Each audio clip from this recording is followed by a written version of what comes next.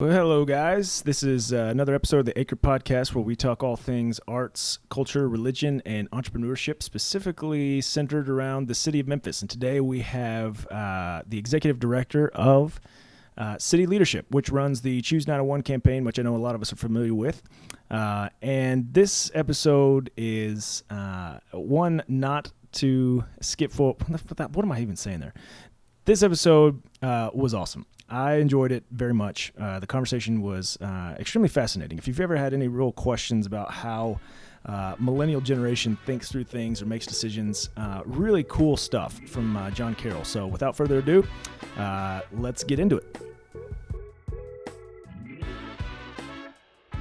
John Carroll, the head of City Leadership, Choose 901. I can't even look at you without laughing. Let me give the full disclosure here. So this is actually my brother-in-law, right? Still. Currently. And has been for, how long have you been married? Since 2003. So he's been 14 years and some change. Okay, so you've been married to my sister for almost 15 years. Almost 15 years. All right. So and you've been married to my sister's sister-in-law. No, my wife's sister-in-law. You've been married for a while. Same. Yeah. They're related. You got married. Yeah. So John Carroll with City Leadership, Choose 901. Thank you for coming here. You were asking what exactly this is, and I think this would be a good time to kind of explain that. So this is whatever it needs to be. So I just want to get you in studio because I know you're doing a lot of cool things within the city with City Leadership and Choose 901 and all that stuff. I also know you have a lot of history with fellowship. Yes. So Choose 901. Yes. Right? Choose 901 is your organization as well, right? But it's not your organization. It's a campaign. It's a campaign of City Leadership. Yeah. Okay. A lot of people think it's an org or that there are people that work there, but no one gets paid by Choose 901. Right. I think Choose 901 has developed a ton of awareness, more than the name City Leadership has. Oh, yeah, of course. Definitely. So walk me through how you guys got to the point where you said, okay, now it's time to launch this campaign. How did that name come about? Like, what was that whole process? Yeah, so the going back to the fact that we wanted to be a part of recruiting talent to the city, and we knew that one of the things we were talking about a lot in 2010, I say I usually mean me and John Bryson, when we were thinking through how to get talent to the city, we were looking at it going, man, 10 years from now in 2020, a lot of people who are running orgs are going to either be retired or expired, and so, whether that's in their life or just their methods are just not, functional anymore for the systems and whatever. And so we just think, how do we reload a lot of leaders into that space? And so that's where we wanted to take that on as a responsibility and make sure that, every time an org has funding or capacity for high quality leadership that doesn't go filled, that is, it's like, not putting, money into your 401k, right? From the city kind of deal. You can't ever go back and get that compound interest on the leadership capacity for this city, right? Yeah. So every time,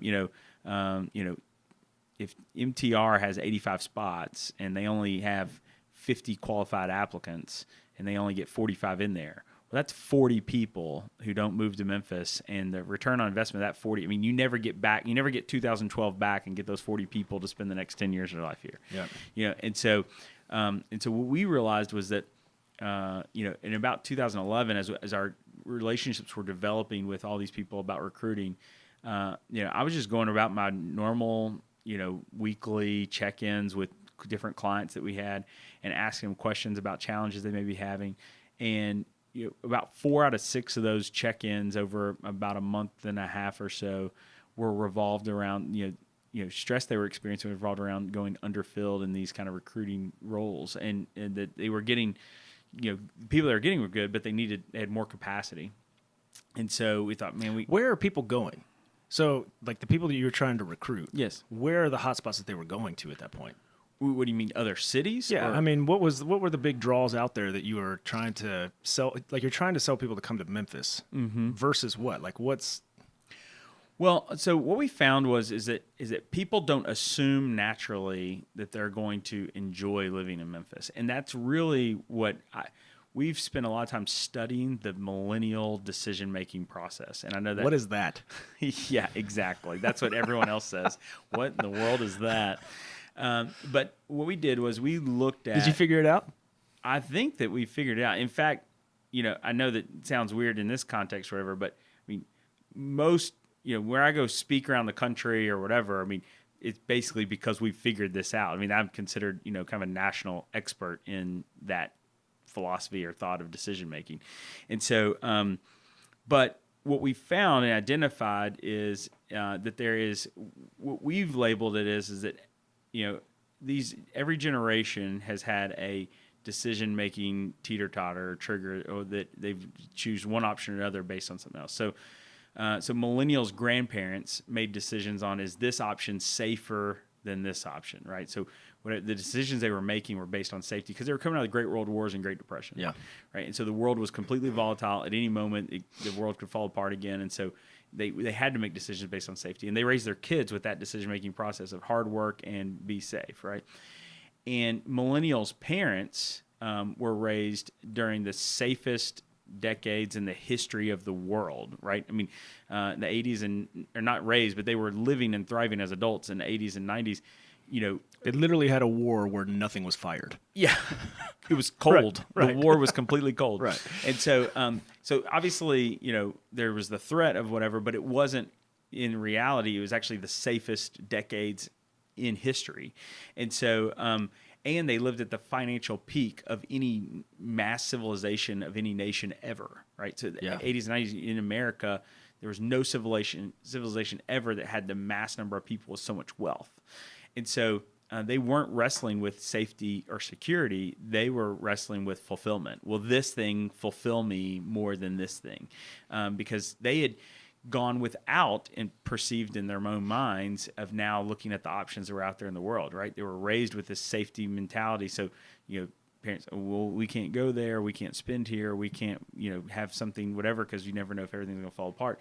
Well, now these options are out here and saying, like, well, this house is bigger. This boat is awesome. Well, I want 2 houses. I want this car. I want this marriage. Well, nope, I want this marriage. Whatever. Like, they were raised in this fulfillment process. And as they were fulfilling their kids with the things that they didn't have, I just did air quotes on a podcast, so I don't know if anybody well, it's caught filmed. that. There's at least 3 or 4 people that watch the video. From Kansas City. From Kansas City. So, or been to Kansas City. And so, so they, as they were fulfilling their kids, they've raised a millennial generation that is making their decisions on, will I enjoy this option more than I enjoy that option? And so we call them they're looking to have a good time. They're the enjoy generation. And so, well, I enjoy this job more than that. And it doesn't necessarily mean that everything they choose to enjoy is actually easier. Some people choose to enjoy something that's more complex, harder work, or different, whatever deal. But it's really based on joy. In fact, you can actually study Coca-Cola branding. They changed their slogan to enjoy, specifically to identify with the millennial generation. Now, when we talk about millennial generation, people keep thinking about, the 21-year-old with tattoos and a skateboard or something. Right. Millennials are born 1980. I'm technically millennial. Not technically. You are a millennial. Okay, you're as a millennial. You're in this. What does that even mean? I mean, you're in a lumberjack flannel shirt and we're doing a podcast and you haven't shaved in 5 days. Like, you're as a millennial as it gets. What is happening right now? Right? You know what I'm saying? And so, we're going to edit that out. All right. It's the first thing we're going to do when this thing shuts down. So, millennials are born 1980 and 1999. And so, millennials right now are 18 to 36, 37 years old. And so, you think of millennials as these little, young kids coming out of college, but, a millennial can be, somebody who owns a house in the suburbs with 3 kids and a mortgage, so whose wife is pregnant and expecting this June. I mean, it could be that millennial. So that, wearing a flannel shirt right now. Yes. Like that's how millennial that's that exactly could be. Right. Yeah. And so, so as we look at that, we're trying to figure out why would they make these decisions. And so going all the way back to that, we're looking at and realizing that they're making decisions based on what they're going to enjoy. And people enjoy making a difference in society because that's another. People enjoy different things.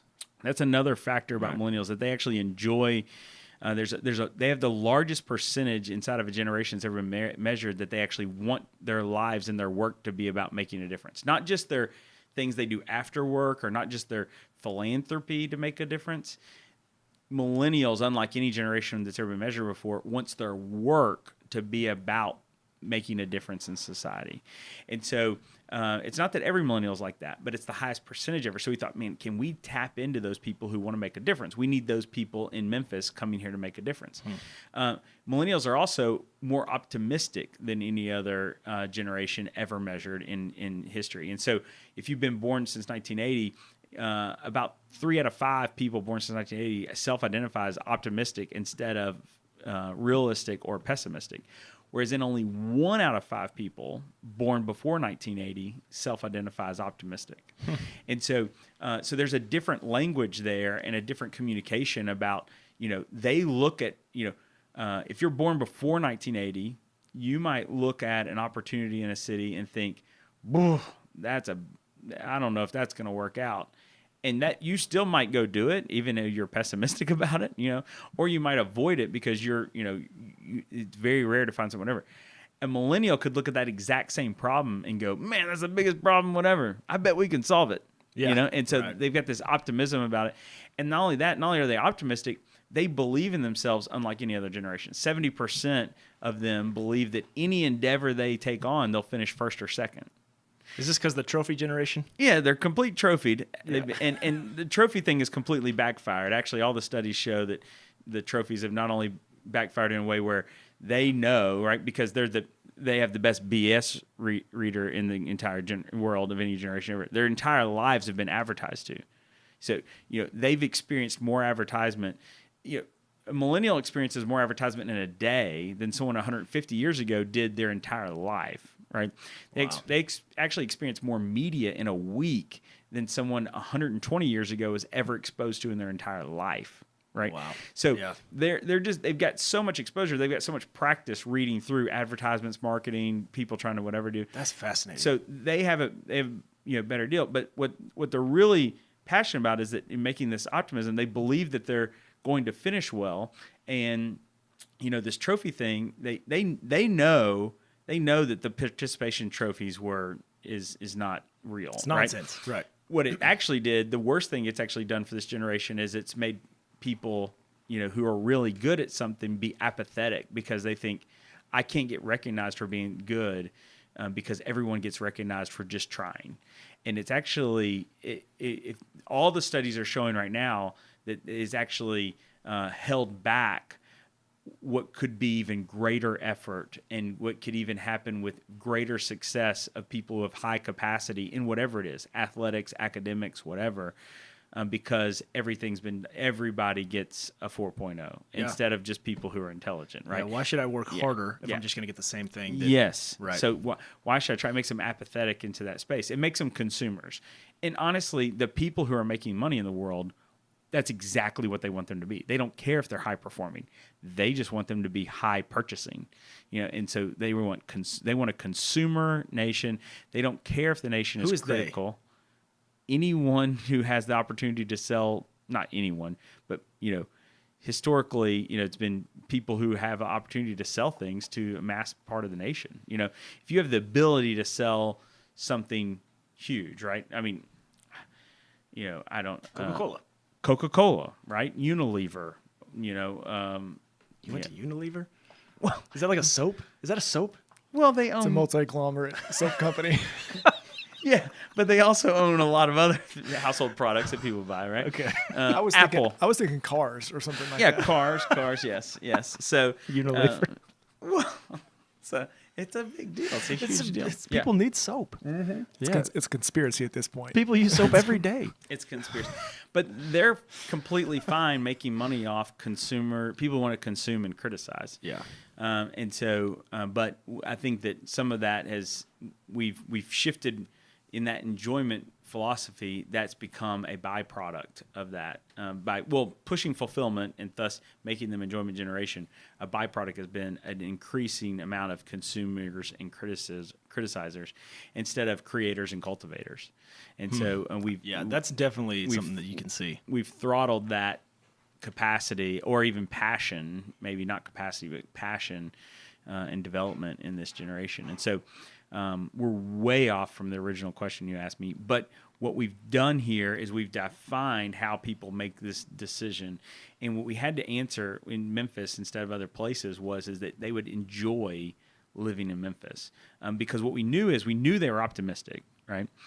We knew they wanted But they didn't know they would enjoy it. Yeah, we knew they were optimistic, and so we knew that our problems weren't as big as to them as they were to historically pessimistic Memphians. That's not true just for Memphis. Every city has historical, pessimistic, whatever. Memphis just seems to have a really good developed pessimism. Yeah. And we always say, you never learn anything bad about Memphis till you move here and a Memphian tells you. Right. I mean, the rest of the nation actually, our studies show that 70+% of people who've never been to Memphis or never lived in Memphis have a neutral opinion on the city. 20% have a positive opinion, and 10% have a negative opinion on the city. It's actually a very high percentage-wise compared to other cities. In fact, higher than New York, higher. Which was very interesting because when I moved here, and whenever I'd give anybody my phone number at like a store, right? Yeah, oh yeah. Area codes for it's a Dallas area code, so they'd be like, "Where are you from?" Still, Dallas. which is a problem for you, but still, yeah, okay. Yeah. I'd say Dallas, and they're like, "What are you doing here?" It's like, "I just moved here," and it's the same question every single time. Why? Why would you do that? Yeah, Memphis has a really hard time of telling how green its grass is, right? I mean, absolutely. You can be. Any grass, any one blade of grass out there is super green for a lot of Memphians, and they don't realize how great it is here. And so we had to answer that question of would they enjoy living here, because we knew that they'd be willing to come in here and join us in making a difference.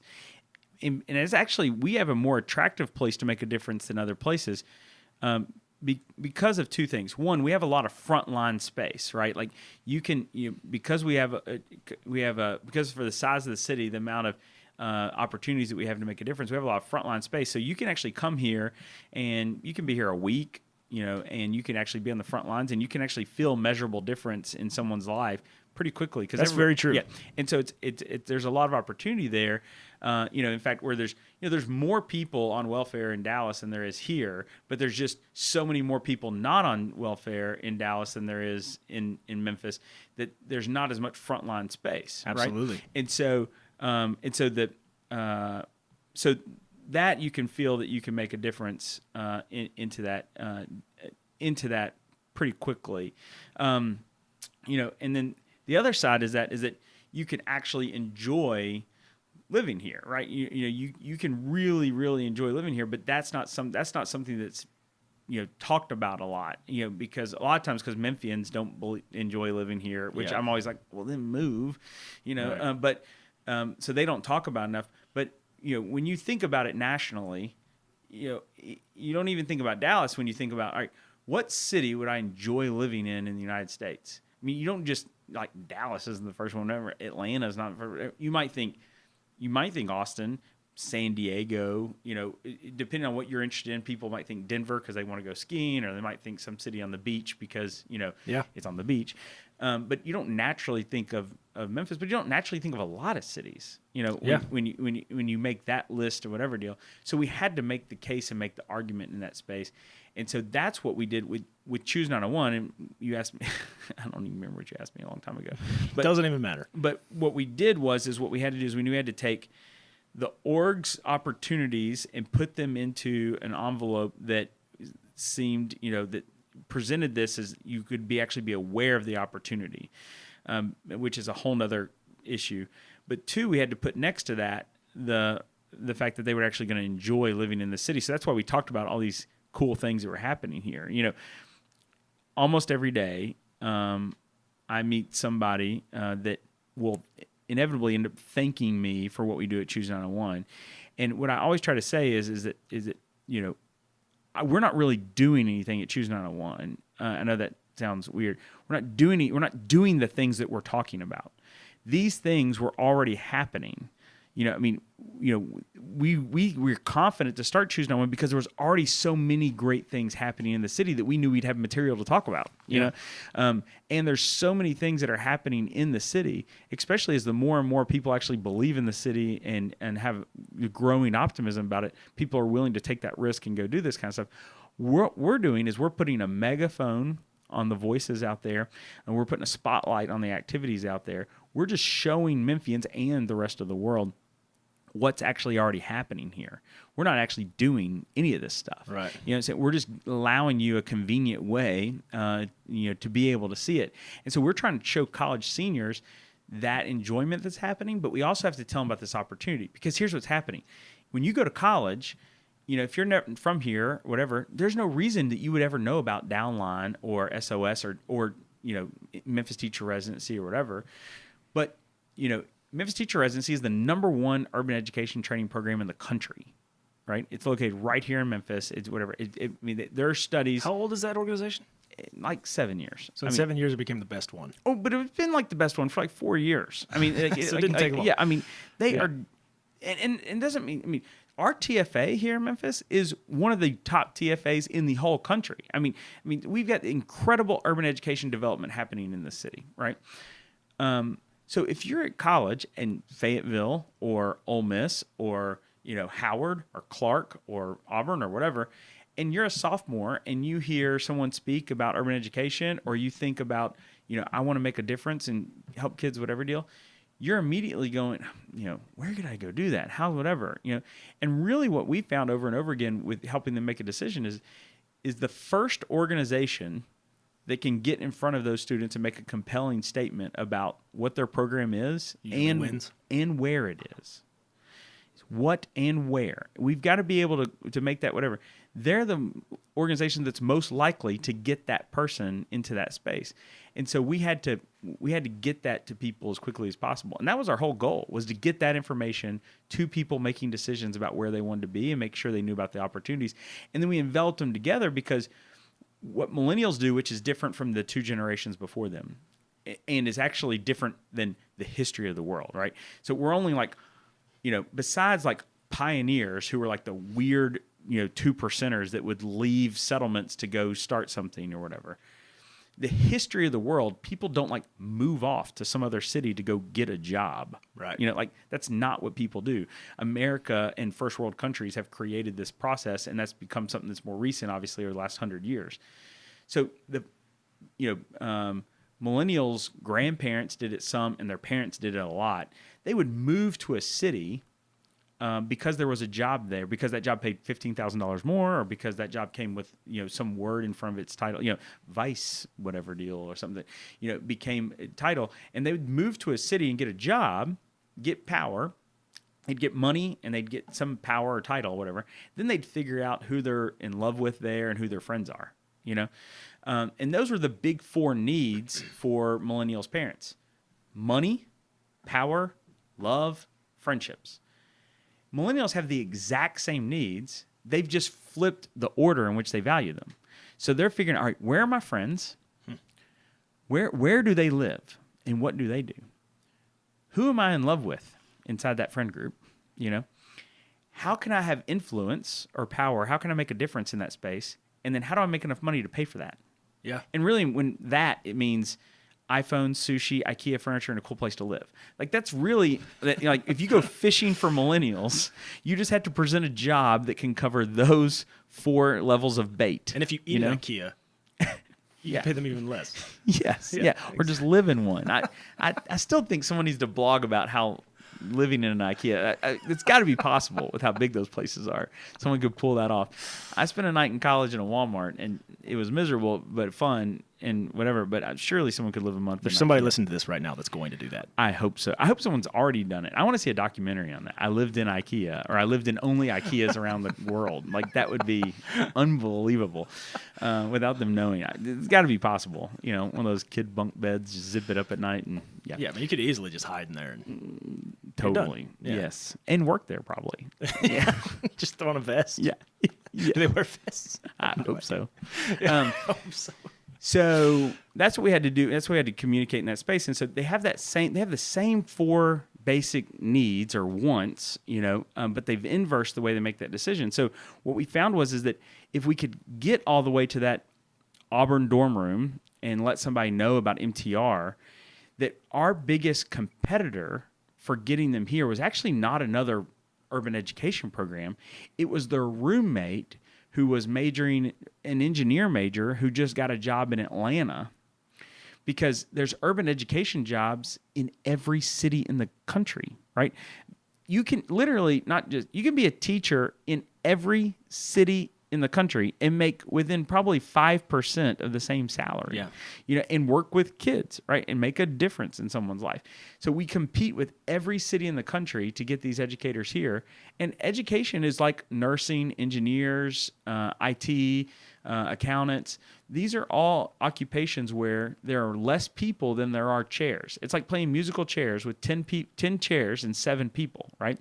Music stops and they sit wherever they want to. And if you get to sit wherever you want to, where do you sit? You sit next to your friend. You sit in a chair that you're familiar with, right? A hometown or something you're comfortable with. You sit in the nicest chair whatever you think is the nicest chair when you have the options, right? It's not like another industry or other industries where there's 15 people walking around 10 chairs and music stops and they try to get whatever. Or the way the workforce actually used to be when, Generation X was coming up, when it's a smaller generation than boomers, and there was more jobs, less jobs than, millennials, right? So more people, right, than jobs, right? And so, now with these occupations, we've got less people than whatever. So we got to get them to come here. So the reason why Choose 901 package these different opportunities together, we try to say like, hey, we say right off the bat, we'll help your friend find an engineering job in Memphis, Or what if their roommate wants to work in housing development and wants to work at Binghamton Development Corp? We can help promote these jobs together, these opportunities together. Or what if the roommate doesn't know what they want to do, but would love to spend a year in downline, like so many of us have over the years, and try to figure it out for a year and willing to, work at a restaurant or, serve at an after-school program for a year while they're figuring it out because they need a gap year program. Well, by getting these things together, we're more likely to get 2. Millennials are more likely to move in groups. Interesting. Whereas their parents were more likely to move as one. And so we always say you never recruit one millennial. If you do, you actually, it's like, you left millennials on the table, so to speak, right? You're more likely to recruit 3 or 4 and get them to come in than any at all. And we see that when we recruit over and over again. A&M a couple of years, we had 0 people, then we had 4, then 5, then 4, then we had 0 again. When we were recruiting from that never place. Just one. It's rarely just one. And if it is just one, they're usually coming because, well, my roommate last year moved here and we had a big plan, or the person I'm dating is already there and so coming in. So the ones are usually already connected to a friend or a loved one into the city. Crazy, man. Yeah. So understanding that totally changes the way you recruit, because we tell corporations all the time, when you're talking to someone trying to convince them to move here, you need to ask them, hey, who else are you making a decision on what city you're moving to, and what kind of job are they looking for? Because if you don't ask that question, just know that as soon as they hang up with you, whether they're applying at MTR or AutoZone, they're hanging up and they're looking across the front. Okay, here's how the interview went. Here's whatever.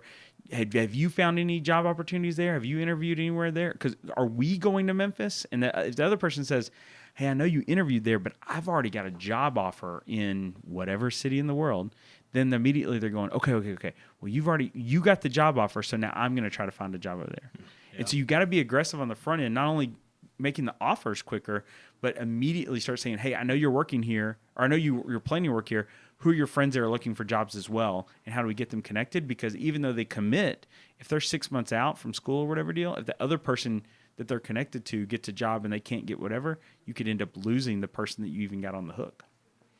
It's crazy. It's really crazy, but once you figure it out, it's way easier.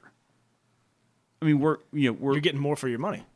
Not only more for your money, I mean, but it's just fun to do, right? Because it's actually more fun to not tell someone, hey, you got to come, once you join us in doing something really, really hard, all by yourself. Yeah. Well, we don't even have it's not even about the money.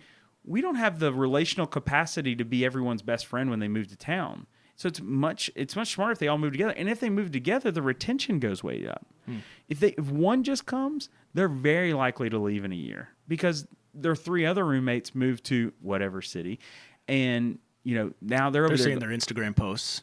Yeah, they're seeing their Instagram posts, but then wherever the 3 people are and the one's on solo, every weekend they're going to that city to go visit them. Hey, you need to come get a job. It's much easier to get one person a job in whatever that city is than to get 3 people, whatever. So we've got to get the 3.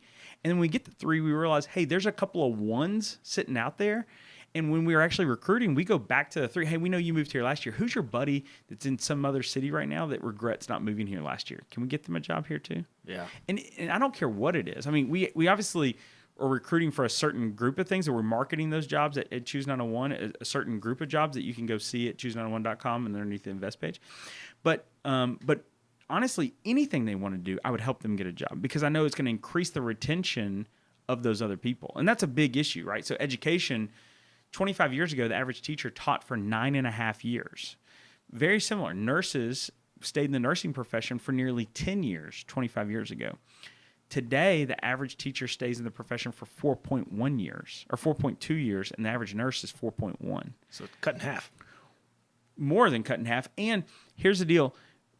It's our fault. We well-rounded this generation so much that they graduate with a nursing degree, they go become a nurse for 4 years, and they think, okay, well, now I want to be, a singer or a coffee shop owner or an investment banker or I want to go back to school and I want to be an engineer or whatever it is. Like, we told them all during grow up that they had to make an A in math and an A in English. They had to make an A in history and an A in Spanish. They had to, compete on the, varsity sports team and be in the play. They had to have a job and volunteer.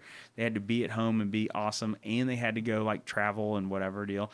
And so we made them so well-rounded. And then we get so perplexed when, 3 or 4 years in, millennial exhibit A in front of me included, gets a degree in one thing, a job in another, pivots to another job, then goes back to school, gets another degree and gets another job. And then even inside that job, pivots that job 3 times into their current job. Right. And you're how old? 33. Yeah. So the last, 11 years have been, 5 careers and, a bunch of pivots, 9 pivots. Right. And so, but there's nothing wrong with that. In fact, absolutely nothing. I tell people all the time, almost every day in my office, you can hear me sitting with a 20-year-old saying, spend your 20s saying no and quitting things. Like you've got, when you were born, right, there was 100,000 job opportunities out there. But by the time you're 22, that's all been narrowed down to about 100 realistic opportunities that you can whatever. And there's probably 10 of those that would really fire you up every single day, make you passionate, get out of bed. Figure out what those 10 are, rank them 1 to 10, go try number 1. As soon as you figure out number 1 is not the job you want the rest of your life, quit and go try number 2, right? And go figure out how that whatever, and go down the list until you figure out the job that you're so passionate about. And each one of those jobs, keep learning how to handle stress, be an incredible employee, take the soft skills that you can continue to develop in all these spaces, and be the best employee they ever had, even while you're there. Even if it's not the job you want the rest of your life, don't be afraid to pivot and continue to refine. And by the time you're 30, 35, and hopefully by 40, you've figured out exactly what you want to do for that big 20-year run in your career. That's not the advice that people were giving people, 10 years ago, 50 years ago, whatever. Yeah. But because of the mass amount of people that we've developed that are so well-rounded, have so many passions, so many different abilities, it's got to be the advice that we give them now. Or what we'll end up with is, people who are incredibly empty, when they're 35, 45, whatever, doing something, whatever, in that space because they didn't find what they wanted to do early on. Some people do find it and do it for 40 years, and that's great. They're incredibly empty in that space, or they, when they're empty, they either make that brave pivot later on in their career when it's harder to make that pivot at 45 with kids and mortgages and whatever, or they have what we call a midlife crisis. I almost did air quotes again. I guess there's the camera right there. Midlife crisis, and so they, and then they destroy their family in the midst of trying to figure out who they really are. Yeah. And what I say is spend your 20s figuring out how exactly God's wired these gifts to be maximized. When God, created the world, right? Most of these jobs didn't exist. You know what I'm saying? Most. And so, all the jobs except farming, Even then, we were just running around killing things and eating. Yeah, I don't even know farming. It was just really consuming. Right. But naming things. That was the big job. You know what I'm saying? Yeah. Millennials are good at that, hashtagging.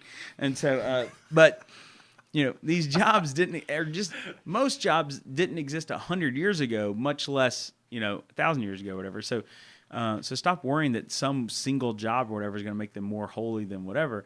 You got to figure out what is really going to help them fulfill the great, commandment of loving God and loving others, and doing that and just being proud to do that for 2 years or for 42 years. You are not born in Memphis native, but you did get here around 05? I actually came here in 04.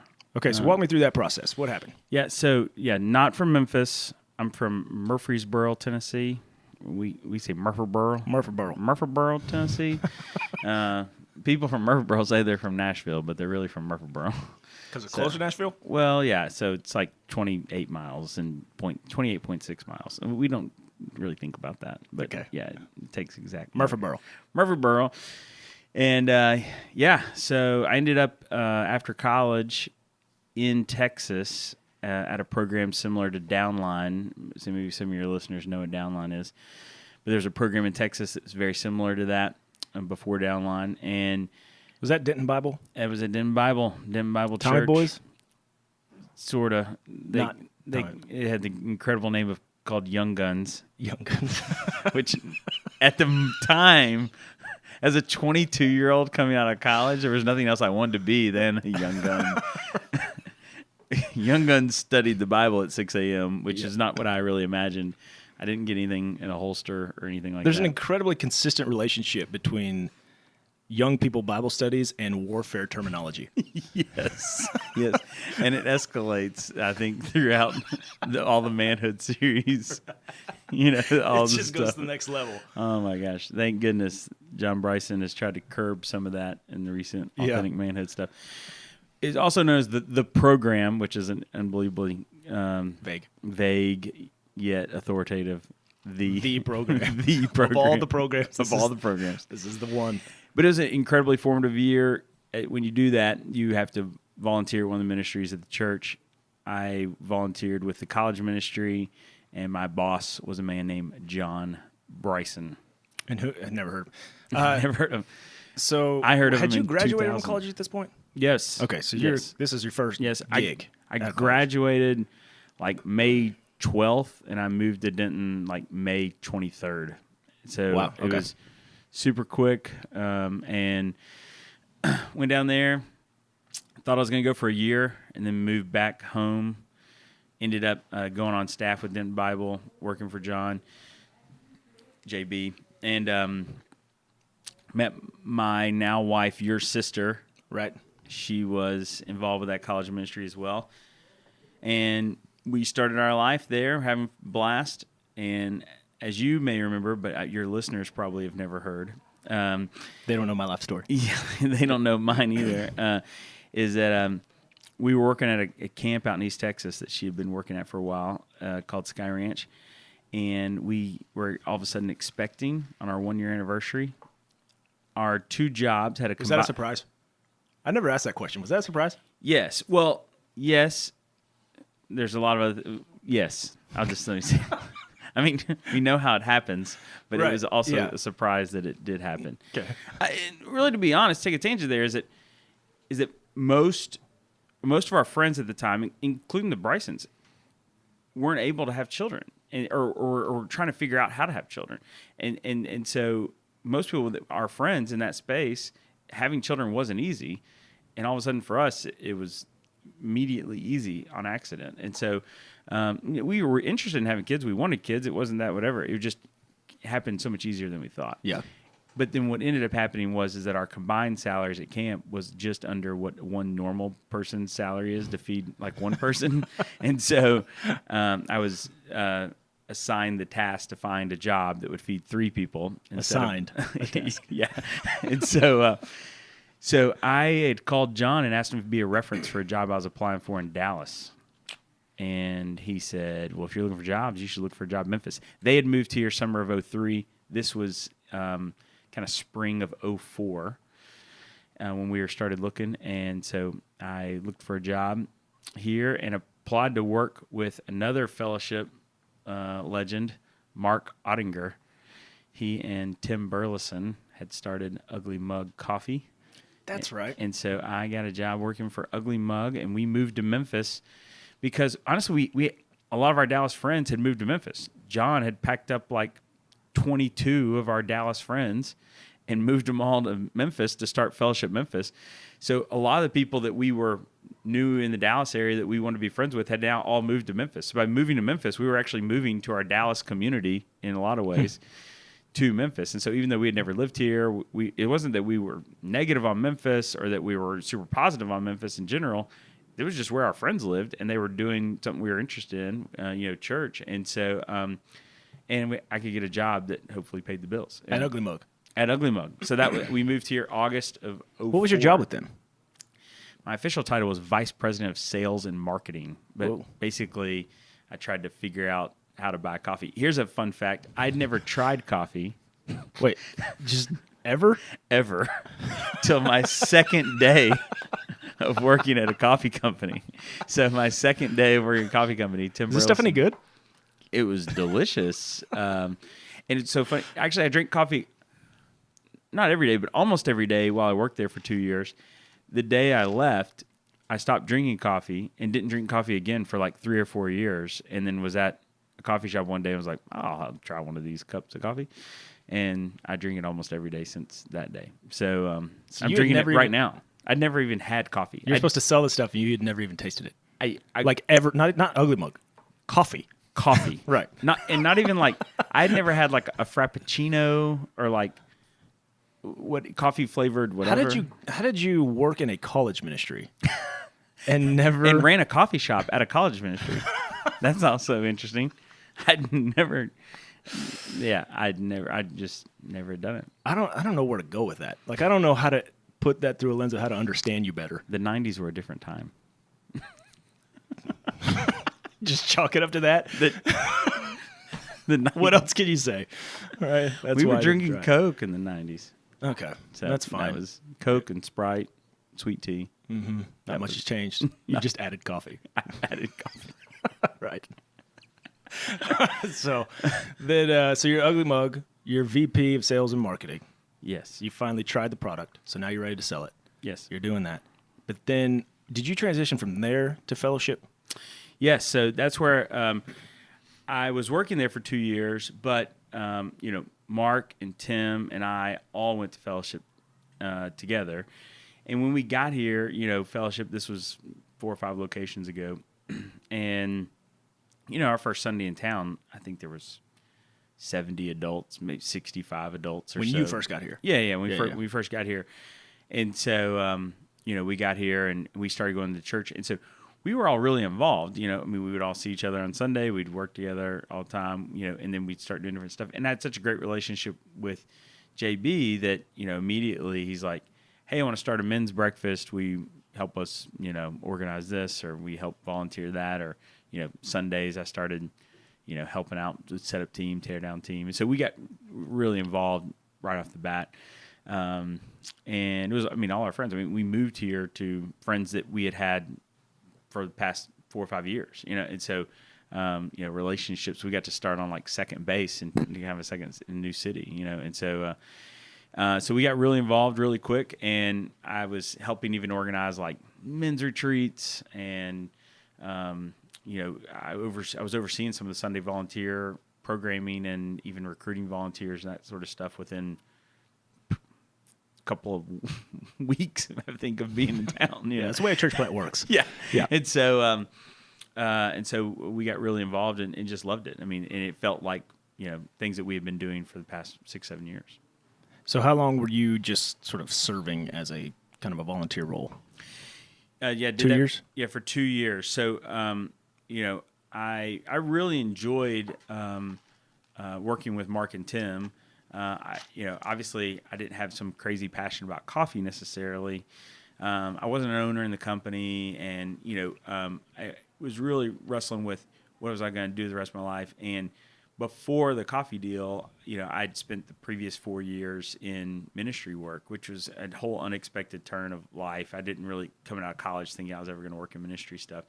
But what happened was when I went to work for John in Denton, was I understood that church was bigger, had more roles, and you could use more gifts inside a church than I thought were available. Yeah. Right. So, my whole life, I thought if you were going to work at a church, you either had to preach every Sunday, you had to work with youth, you were a secretary, you were a maintenance person, or you're like a worship leader. Like those were the only 5 roles possible. Right. I didn't want to preach every week. Youth sounded miserable.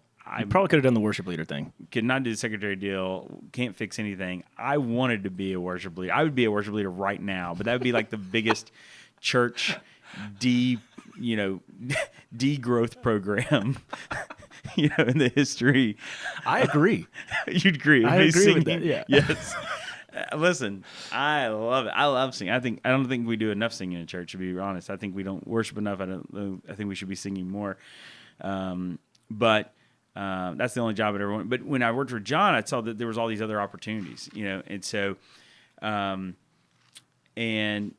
that put Church Radar on the spot for me. And so, spring of 2006, I went to JB and we had breakfast at Brother Juniper's. Mm-hmm. And I said, hey, I've been looking around and thinking about going back into the church world. Here's 3 jobs. There's one in Kansas City, one in Austin, one in LA. Here's 3 jobs I've actually been talking to these different pastors about: college ministry director, associate pastor, young adults director. Hold on. The 3 different locations. Austin. Awesome. Yep. LA. Yep. Awesome. Yep. Kansas City. not to bash our 2 or 3 Kansas City listeners. Right? That may be a little high. That may be a little bit of a high estimate. 3 might be a little high, but our 2 or 3 listeners who have some sort of relationship with somebody in Kansas City. You have 3 listeners who've been to Kansas City at some point in their lives. A truck stop. Sorry. You don't need to explain that. So anyway, you're talking to JB, the 3 cities. Yeah, and so we were sitting there, and I was explaining to these 3 different jobs. We were talking through the pros and cons of those kind of things.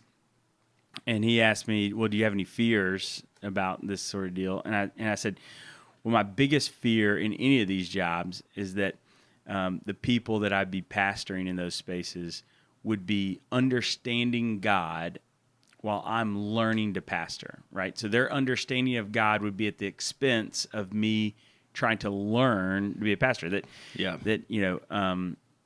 was they were guinea pigs. Guinea pigs. I'm 29 years old.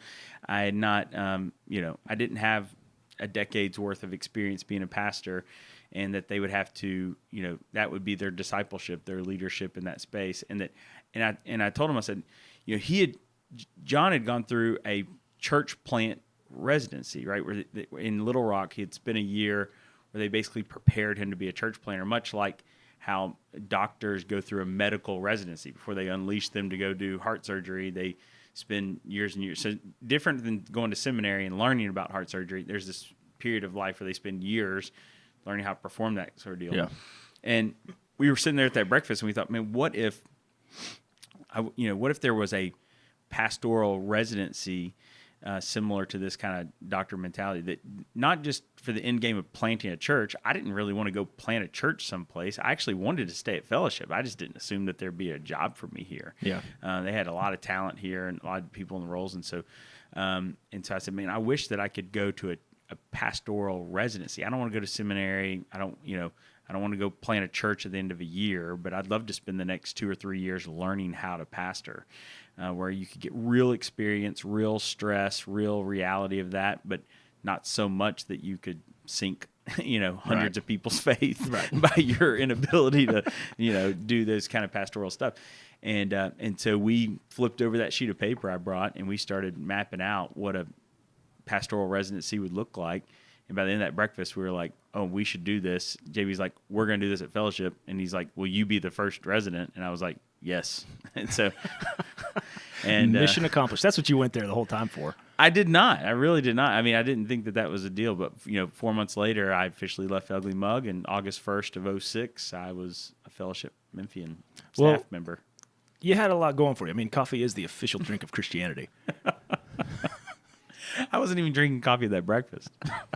I was drinking water. I mean, that's how little I was drinking coffee. I've crushed half a cup of coffee just since we've started talking. Yeah, you're clearly seasoned. It's at like this my point. fourth cup today. I think maybe something to do with my age or just ability to. So was it just you in the residency that first year? Nope. Two other guys.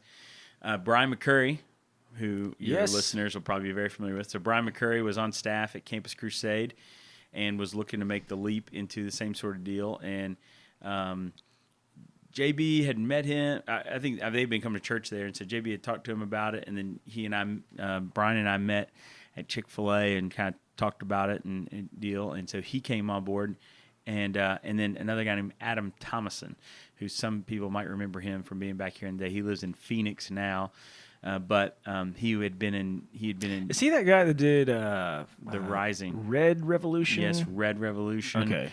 Did The Rising with us. He was kind of the face of The Rising when John and I were pulling that off here in the city, and wrote that book, Red Revolution, which is a really good book. What's he doing now? He's in Phoenix. He works for, I'm going totally blank because I'm terrible at proper nouns. He works, goodness gracious, what conference is that? I'm going to have to come Some back to that. conference in Phoenix. Well, they do conferences all over the space. The Justice Conference. Okay. And so, but he works in that space. He also has a music label. He has a clothing label. His wife is an incredible singer, Dontoya. Was she on American Idol? Yes, I think she was like a competition person for that, or one of those shows. But she was also at Highland Village, and so she sang with that whole crew over there. That's where I remember her from. And she's unbelievable talent in that space. Yeah. And he's friends with Lecrae and all those guys, and so he's connected with that whole crew that's now in Atlanta. I thought you were a resident with Ricky Jenkins. Ricky came after I did, and so Ricky and I started. This is jumping ahead, but we're going a couple chapters ahead in the book. That's fine. But we started fellowship downtown together about a year after he got here. But yeah, he came. I think Ricky came fall of 07, maybe fall of 08, but fall of 08 maybe. I think Ricky came fall of 08. One of the funniest videos I've seen in my life to date Oh no. was, I think it was you being filmed talking about the downtown location or something. Mm-hmm. But apparently you had a mic over your head. No, it wasn't a mic. Yes, there's video out there, and it's really funny because Is it still out there? oh yeah, it gets sent to me and to my staff and to whatever. There's multiple owners of this file now, but yeah, we were on the roof of a parking garage downtown, but yet we had a screen behind us, which is kind of like, well, we could have just been anywhere. I'm not quite sure. now that we're kind of thinking through whatever, they had set up a screen behind me, but I was on the roof of down, and I'm kind of like, and there was so much noise that we had to keep waiting for planes to not be flying over or whatever. Right. We should have, if it was just a screen, we could have done it in the parking lot of our own building. But we drove all the way downtown and set up the screen, and the wind blows and the screen falls over, and the framing of that, That's what it was. drills me in the head. Right in the middle. Like, we're waiting for a plane to fly over, and so we're just sitting there, waiting patiently, quietly, and then wham. Gosh, it was so awesome. It's great. And there's In retrospect. there's the bleeped out version is, I think, funnier than the non bleeped out version, just because you don't expect bleeping. I think we should let people be the judge of that. We can link it to this thing. I'm okay with think it. we should. I'm not, whatever. I'm not against that. My pride's had much bigger damage than what this video would do to it. And so, yeah, and hundreds, if not more, have seen it already. Was that a video about the downtown location? Yeah. Okay. Mm-hmm. So that was like a promo for that, or not a promo, but an informational kind of. Yeah, we were talking about, I think, either one of our vision sessions that we had over at the AutoZone Park where the Redbirds play, or maybe it was talking about when our first Sunday was going to be. I was in a jacket, and we started in August. I'm guessing it was probably, we were talking about the session, vision session. Okay, so you did downtown for a while. Let's fast forward again. How did the transition happen from that to city leadership, Choose 901, the whole deal? Yeah, so this is great. When I came on at at Fellowship, it was summer of 2006. The first Sunday I was here, I think we had like 170 people or something. I mean, on staff. 170 people on staff. No, sorry. Thank you. Sorry. The first Sunday I was on staff, we had about 170 people coming on Sundays, right? 170, 190. So, and I was, I think, the fifth full-time hire. I may have been the fourth full-time hire, somewhere in there. I know there's a couple.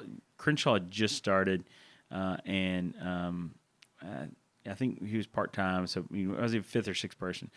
So when we were getting started in that space, but when I got started, we didn't have in Fellowship still doesn't have a lot of ministries internally. Kind of the strategy is how do we go infuse our people, our passion, our dollars into existing nonprofits, which is an incredible, great strategy for most churches, but especially in Memphis, where there are thousands of nonprofits doing great work that really need passionate people to come inside of them.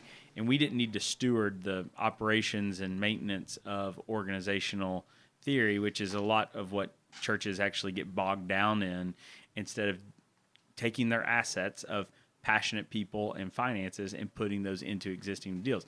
So what we started doing right off the bat was, instead of creating a Fellowship homeless ministry, we were putting our people into homeless ministries, right? Instead of creating a Fellowship tutoring ministry where we brought kids to some building or some whatever deal, we just went and found tutoring ministries like Lester, that Soup and Linda Campbell were over at. And so we started infusing our people, and ultimately even the Engage Memphis Fund was a piece of that process, right? Where we started that deal. We're bringing money in. I don't even know if y'all do that anymore. Yeah. Okay, but we were bringing money in to give out to that sort of space and infuse that ministry instead of having intro stuff. It's actually less expensive for us because we're partnering with other people, but people get to jump in to really frontline work, and you can turn people over in that space where a lot of these volunteers are they move out of town or they have seasons where they're more available than not, and so that's how we started really engaging the city. And as those relationships developed, we became, really good friends with people who were running these organizations. Part of my job was to go and connect with these leaders in this space and help steward our people and connections and relationships in this world. And so organization after organization, as we get to know them, we just start asking questions. Well, what are you working on? How do you challenge? And just trying to figure out how we could be the most help to them, not just you're serving lunch. How many people do you need? Here's $100. We'll buy the lunch too. Right. It was more like, what are you trying to accomplish? Well, we want every single kid in this neighborhood to be on reading level by fourth grade. Okay. Well, what kind of things are keeping you from being able to do that? Well, it might be finances, but it might be, well, we need a theory of change for curriculum, and how do we infuse that process? Or Mark Ottinger just stuck his face through that window and made me laugh. Because if there's anything Mark Ottinger's made me do over the last 15 years or 17, 18 years, is make me laugh. Dude's amazing. So we started doing that space. And so, and that ultimately led to the hiring of Ricky Jenkins, Jeremy Green, and a guy named Josh Horton as part of this vision of, what if we brought on, in the same way we brought on pastoral residents, what if the church actually stewarded what we called at the time city leadership residents, people who came on the church staff. They did serve in a function of about 20% of their time any given week was for church stuff that needed to happen. But the other 4 days a week, they were giving themselves to the city, in different capacities to these different organizations and helping this kind of whatever in that space. And when JB and I were thinking through that process of creating that deal here at Fellowship, I remember us whiteboarding it in his office and thinking through that whole deal. And I thought, oh man, that's what I should have done. Yeah. But I was already in this kind of pastoral track and kind of whatever deal and kind of thinking like but some of the things I was like, man, that's what I really wanted to do a couple of years ago. But we didn't even have terminology, or we haven't evolved in kind of where we were in that space. We hired those guys and brought those on a deal. And part of that role, Ricky was coming in to do like community development. And really what the reality of it is that Ricky was doing community development, but he really wanted to be a pastor. And I was doing pastoral track, and I really wanted to do community development. And when we got paired up, because obviously, huge win for me, to be paired up with him, with his pastoral gifts and obviously his preaching gifts, not just preaching, his pastoral shepherding gifts, to go start a church outpost with, right? Yep. I mean, he's the real prize here, for the people. And so we get to go. Clearly. Yes, we get to go start this whatever deal. And the whole time I'm thinking, man, I wish I could get up every single day and just work on these nonprofit stuff. So did Ricky originally come in not as a pastoral resident, but as a city leadership resident? Yes. Okay. Yes. And so, and so he spent. We kind of got this thing going, and at downtown, and I just really felt like I was in his way. I mean, I was trying to be a really good leader, and I was trying to work really hard. I wanted to preach because that's what you're supposed to do as a pastor, and I wanted to be able to shepherd people. That's what you're supposed to do. But really, like when I couldn't sleep at night or I got up in the morning excited about stuff, it was all about operational function consulting, helping solve these other problems. And Ricky's so passionate about preaching some text and walking people through these hard times or exciting times through their lives. Right. And so I went to JB January of 2010. And this is 4 years later after the shift to whatever, and said, hey, what would it look like for me to transition out of the role I'm currently in and be basically some sort of consultant, kind of whatever deal into that space.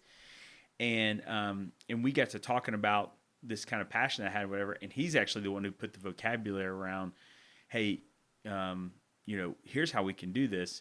What if city leadership residency, the funds that we have behind that, whatever, evolves into letting you launch an organization that does that, because that's what the residency is trying to accomplish. And what we do is we take Ricky and make him the head of Fellowship Downtown or whatever. And I'm like, that's exactly it. And then so we were thinking, how long would that process take? 2 weeks or 2 years? And that was January. I officially left Fellowship April 30th, and May 1st of that year I became the executive director of what we call city leadership, which actually ended up being just a great name for that whole process. We went through a deal for about 2 months, kind of thinking through, should there be a new name? Should there be whatever? Like, actually, not just new name. What is the name of this thing that I'm doing? And as we kind of phoenix, these kind of resources and this mission into something that allows me to go out and start this process. And, it just, JB and I, when we came with Name City Leadership a couple of years before that, we just loved that name.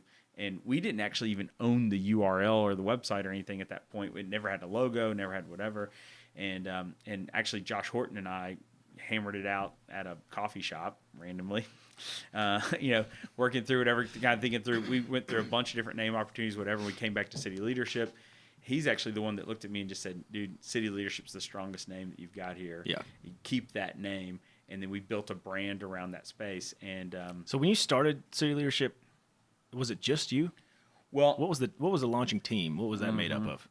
So Josh was spinning off to do his own thing. He's still here in the city and has his own business in that space. He actually just converted his business to a nonprofit last week. I was just talking to him yesterday. But Jeremy Green was still on the fellowship staff, but was working and was a city leadership resident. His specialty was videography, and so he was working with me, but also working with fellowship. And he got caught in kind of this wash of in between, honestly, that what I was evolving this effort into, wasn't what necessarily what he signed up to do at the beginning. And but he didn't really want to just stay and be a church pastor, or videographer. And so he got caught in the wash for a little bit there for about a year, as city leadership kind of formed and got its legs and really became an org. But when we started City Leadership, I started under the concept of we were going to recruit, develop, and catalyze leaders for the city of Memphis. And so we thought, how can we help get more young 20-somethings to move here? And Downline had been going a little bit, but they had just really started this emerging leaders thing. And we thought, man, how can we get that from 20 people to 80 people? MTR was just starting, and we were thinking, man, how they were at 10 people. They wanted to get to 80 or 90. How could we help them recruit? Teach for America at the time was 30 people and had a vision to get to 200. How could we help them recruit Church Health Center scholars wanted to start this program for 20 people, and we thought, man, we could help them recruit youth villages, St. Jude, SOS, all these different people. How can we help them recruit college graduates into these programs, and how can you do that in that space? And we were utilizing at the time the Rising to be able to do that. Develop, that was the area where we really want to look at and go, these leaders are struggling with problems, whether it's operations, staff, development, finances, communications, whatever. How do we go in and act as like a SEAL Team 6 and go in and help them in that space and provide bandwidth that they don't currently have, but also that they won't need long term. They didn't need to hire a COO forever. They just needed somebody to come in and help them solve a problem for the next 3 months. And so how can we help develop in that deal, develop their leadership, challenge their leadership, and not just do it reactively, but proactively. Go knock on doors and say, hey, your organization seems to have doubled in size the last 2 years. You're going to start struggling with organizations that double in size like this, struggle with these kind of things. Do you feel any of that stuff coming on? Let's get it out ahead of it. So 2 years from now, you're not having mass staff turnover because you weren't prepared for that stuff, right? And then catalyzation is this effort that we look at and go, man, there's a lot of silos in space. How do we get these organizations to work more efficiently together? Can we help bridge that gap and bring that into space?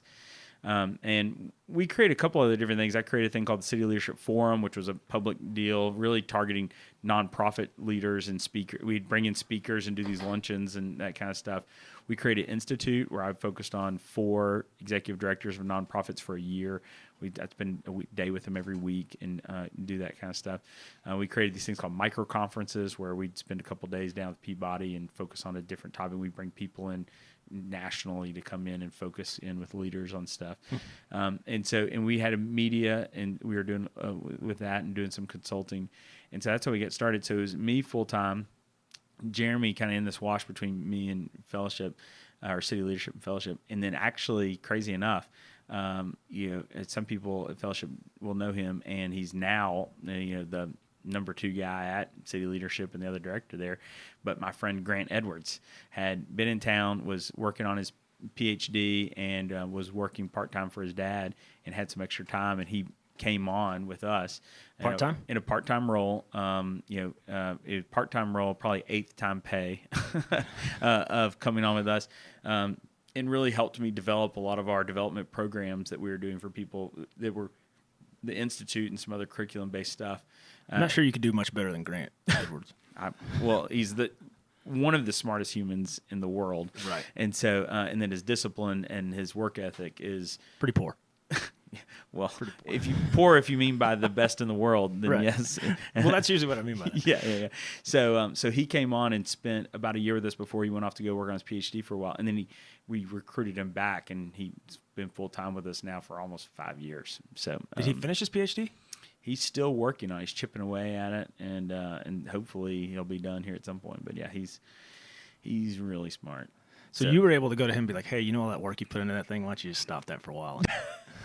Come over here to do some city leadership stuff. Yeah, I think he was also really wrestling with where was the end zone on that, and how's he put his work into a reality of stuff. And so, but he's an incredible friend, and and a great great servant, investor into this city. I mean, just in the way his work is creating capacity in a whole new way.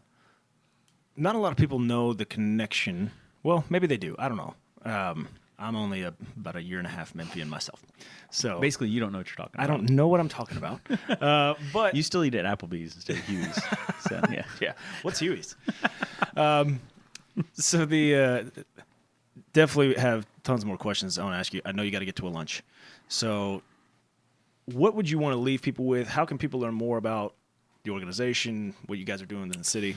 Yeah, I think people underestimate how powerful they are, and if they actually express their optimism about what they're doing and where they're doing it, how powerful that can be in building this city. And so I would really just challenge people to express the optimism that they have, not allow that to be hidden in any sort of way, and not just about what, but also where. And knowing how important those two things together are in actually multiplying that and creating more energy in other people to actually join the hopes and dreams that they are actually having. And so that'd be the first thing I'd challenge people is do that. However you want to do that. Yeah. But just express your optimism everywhere you can, over your dinner table, on social media if you want to, in things that you vote for or pray for or whatever you do, but obviously in your work ethic and, in your family and friendships and all that kind of stuff. So express that a lot. And if we can be of any help, choose91.com, obviously all the social medias and whatever deal. If we can be of help of communicating those kind of things that are actually happening out there, sharing those kind of stories, putting a spotlight or megaphone on something someone's doing, or helping them point people to a conglomerate of information about that, we would love to do that. So choose91.com, you can check out any of that sort of stuff. And then just know that I'm just super grateful for everyone who's even just considering how do I get better at helping other people do good things, and so that's what it's all about. Can we help other people get better at fulfilling that big mission? Man, that was awesome. I really appreciate your time. I definitely want to have you back because I think we're scratching the surface on a couple things that would be awesome to kind let's of do it. uncover a little bit. And then we want to talk less about me. We can talk more about where the world's heading, because futuristic is where I really love to be. And I know that I'll go there with you. Getting a lot of conversations about that. And it's not just about flying cars, but how are people evolving, and how are we going to make decisions 10 years from now, and what are we going to regret 10 years from now? And I think that's an interesting conversation to have that helps us steer the decisions we're making right now. That would have been a good pivot if you could stay here a little while longer. Well, and it'd be a really long podcast. So, it'd be really long. That would be a super long, super long podcast. So, hey, thanks everybody out there. I appreciate you listening. Thank you. John Carroll, Choose 901. Thanks. Later Kansas City.